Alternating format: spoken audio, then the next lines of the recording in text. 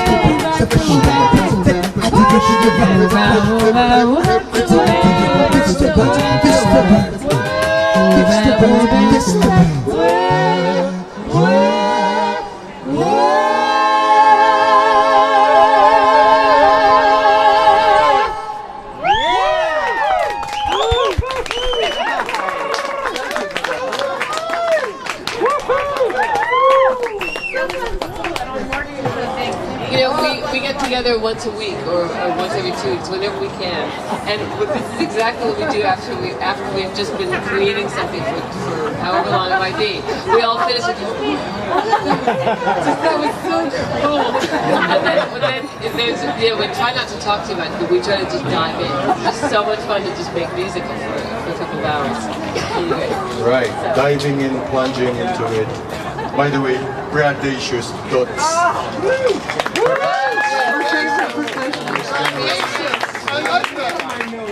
Yeah, who forgot to wear white, but no matter. We love them kids.